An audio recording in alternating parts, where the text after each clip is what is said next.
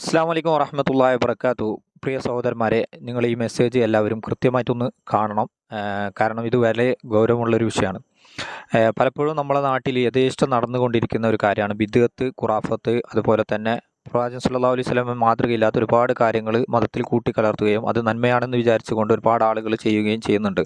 എന്നാൽ പലപ്പോഴും ഇതിൻ്റെ ഗൗരവം യഥാസ്ഥിതി ജനങ്ങൾക്ക് മനസ്സിലാവാത്തതുകൊണ്ട് അവർ പറയും സലാത്തല്ലേ, ദിക്റല്ലേ, അതുപോലെ തന്നെ നന്മകളല്ലേ എന്ന് പറഞ്ഞുകൊണ്ടാണ് ചെയ്യുന്നത്. അത് എതിർക്കുമ്പോൾ പലപ്പോഴും പല ആളുകൾ പറയുന്നുണ്ട് ഇവർ സുന്നത്തിനെ എതിർക്കുന്ന ആളുകളാണെന്നൊക്കെയുള്ള വിമർശനങ്ങളും കേൾക്കാറുണ്ട്. എന്നാൽ നിങ്ങൾ ഇതൊന്ന് ഈ വീഡിയോയിൽ അമ്പലക്കടവ് അമീദ് ഫൈസി ഉസ്താദ് അദ്വർകൾ പറയുന്നതൊന്ന് ശ്രദ്ധിച്ച് കേൾക്കുക. എന്താണ് ബിദ്അത്തെന്നും സലാത്തിൻ്റെ പേരിൽ ചെയ്യുന്ന ബിദ്അത്തും ആ ബിദ്അത്ത് ചെയ്താലുള്ള ഗൗരവവും അതും കൂടി നിങ്ങൾ കൃത്യമായിട്ട് കേട്ട് പഠിച്ച് മനസ്സിലാക്കുക.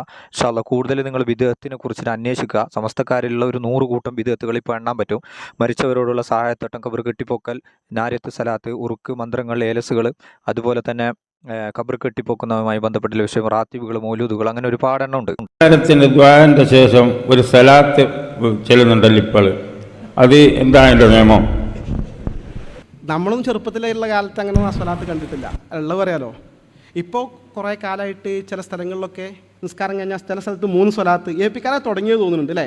എന്തായാലും സ്വലാത്ത് നല്ല കാര്യം തർക്കമല്ല. അപ്പോൾ ഏപ്പിക്കാർ 3 ആക്കിയപ്പോൾ നമ്മളാൾക്കാർ ചിലപ്പോൾ 10 ആക്കിയിട്ടുണ്ട്. ഇങ്ങനെ പല രീതിയിൽ നടന്നു വരുന്നുണ്ട്. എന്തായാലും സ്വലാത്ത് എപ്പോഴും ചെല്ലാം. പ്രത്യേകിച്ചും നിസ്കാരത്തിന് ശേഷം ദ്വാരക്കാണ്. ദ്വാരൻ്റെ മുമ്പും സ്വലാത്തല്ല, ശേഷം സ്വലാത്തല്ല. അത് 2ഉം ചെല്ലാം, 3ഉം ചെല്ലാം, 5ഉം ചെല്ലാം, 10ഉം ചെല്ലാം. പക്ഷേ പള്ളിയിൽ നിസ്കരിക്കാൻ മറ്റ് ജമാഅത്തിൽ വരുന്ന ആളുകൾക്ക് ആശയക്കുഴപ്പം, തശ്വീഷൊന്നും ഉണ്ടാക്കാൻ പാടില്ല. അത് ഒരു പ്രധാന വിഷയമാണ്. മാത്രമല്ല ആ സ്ഥലത്ത് പ്രത്യേകം സ്വലാത്ത് 3 സുന്നത്താ വിചാരിച്ച ബിദ്അത്തായി. ഒരു ഇസ്ലാമിലെ മസാല അങ്ങനെ. ഇപ്പോൾ നിസ്കാരത്തിൻ്റെ ശേഷം 3 സ്വലാത്ത് ചെല്ലൽ, ദ്വാൻ്റെ ശേഷം 3 ശേഷം സ്വലാത്ത് ചെല്ലൽ പ്രത്യേകം സുന്നത്താണ് വിശ്വസിച്ചാൽ തെറ്റാണ്, അനാചാരമാണ്, ഒഴിവാക്കപ്പെടേണ്ടതാണ്.